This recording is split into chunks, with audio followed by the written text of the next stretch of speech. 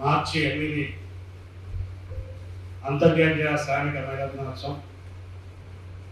అది పోరాటాల దినోత్సవం, హక్కులపై నిలదించినటువంటి దినోత్సవం. ఈ 2026 మార్చి 8 తెలంగాణ రాష్ట్రంలో అంతర్జాతీయ శ్రామిక మహిళా దినోత్సవాన్ని సిఐటి, ఐద్వా, కిసాన్ సభ, వ్యవసాయ కార్మిక సంఘం, విద్యార్థి యువజన సంఘాలతో నిర్వహిస్తా ఉన్నాం. రాజ్యాంగంలో ఆర్టికల్ 14, 15 భారత పౌరులందరూ సమానులే, వివక్షత లేని జీవితం భారత ప్రజలకి రాజ్యాంగం కల్పించారు.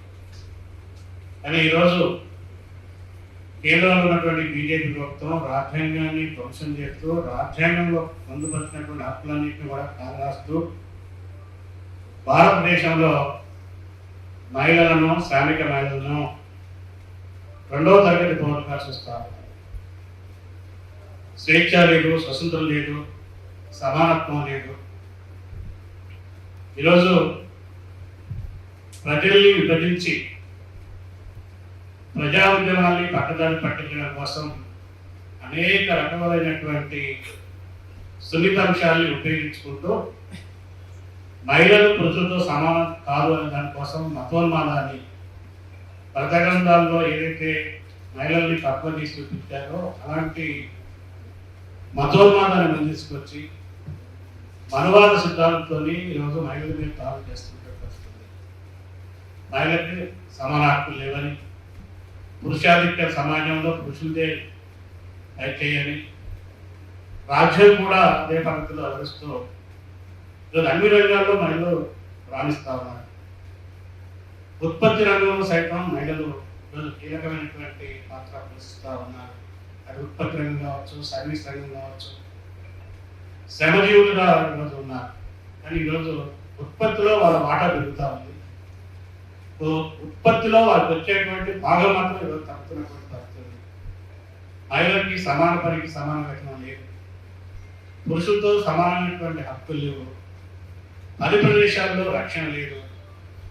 అన్ని పని ప్రదేశాల్లో, అన్ని సంస్థల్లో మహిళల మీద వేధింపులు, వివక్షతని, లైంగిక వేధింపులని అరికట్టడానికి తీసుకొచ్చినటువంటి సుప్రీంకోర్టు జడ్జిమెంట్ ప్రకారం ఇంటర్నల్ కమిటీలు ఏర్పాటు చేయాలి. ఈరోజు దాడిలో, దౌర్జన్యాలు రేపులు పెరిగిపోతున్నాయి. ప్రభుత్వం చట్టాలు కొద్దిమంది ఇలాంటి ఆదాయాలకు, ఇలాంటి అధికార బలంతో ఉన్నటువంటి మతోన్మాదులకి ఉండడం వల్ల విచ్చలవిడిగా పెరిగిపోతున్నటువంటి పరిస్థితి ఉంది. మహిళల ఉపాధి దెబ్బతీసేటువంటి చర్యలు ఈ కాలంలో కేంద్ర ప్రభుత్వం తీసుకొచ్చినటువంటి బిల్లులు, చట్టాల్లో పొందవచ్చారు. ఈరోజు పోరాట సాధించుకున్నటువంటి ఉపాధి హామీ పథకం, గ్రామీణ ప్రాంతంలో అత్యధికులు మహిళలు ఉపాధి హామీ పథకం ఆరబడుతున్నారు. ఆ పథకాన్ని పూర్తిపరిచారు. ఈరోజు కంపెనీల్లో, అసంఘటిత రంగంలో మహిళలకు ఉన్నటువంటి సామాజిక భద్రతని 4 లేబర్ కోడ్ తీసుకొచ్చి, 29 కార్మికులను తీసుకొచ్చి మహిళలకి మెటర్నిటీ లీవ్, మహిళలకి ఖర్చు, మహిళలకి విశ్రాంతి గదులు, మహిళలకి వైద్యము, మహిళలకు ఉన్నటువంటి హక్కులన్నింటినీ కూడా నిలబెట్టేటువంటి చర్యల్ని బీజేపీ ప్రభుత్వం ఈ 4 లేబర్ కోడ్లలో పొందుపరిచినటువంటి పరిస్థితి ఉంది. ఇలా చూసినప్పుడు మహిళలు పురుషుల కంటే ఎక్కువ పనిచేస్తూ ఉన్నారు. పరిశ్రమలో, ఉత్పత్తిలో, పనిచేసే ప్రదేశాల్లో పనిచేస్తున్నారు. దానికి అదనంగా ఈరోజు ఇంటి పని చేస్తున్నారు. మహిళల శ్రమకి ఈరోజు ఇంటి పనిని కూడా లెక్కించి ఆ పనిని పరిగణ తీసుకోవాలని చెప్పి ఐఏలో ఇచ్చిన తీర్మానాన్ని కూడా ఈరోజు ప్రజలు దొరుకుతున్నట్టు వస్తుంది. ఈ నేపథ్యంలో కేంద్రంలో బీజేపీ ప్రభుత్వం అనుసరిస్తున్నటువంటి నయా కార్పొరేటివ్ విధానాలు, మతోన్మాద విధానాన్ని ప్రకటిస్తూ మహిళల హక్కుల కోసం, మహిళల సమానత్వం కోసం, లింగ వివక్షకు వ్యతిరేకంగా జీవనోపాధిని దెబ్బతీస్తున్నటువంటి విధానం ప్రకటిస్తూ ఈ క్యాంపెయిన్ నిర్వహిస్తున్నాం. ఈ క్యాంపెయిన్ 1వ తారీఖు నుంచి 7వ తారీఖు వరకు క్యాంపెయిన్ చేయాలి. 7, 8, 9 తెలంగాణ రాష్ట్రంలో అంతర్జాతీయ శ్రామిక మహిళా దినోత్సవం జరపాలని చెప్పి ఈ 5 సంఘాలు నిర్వహించాయి.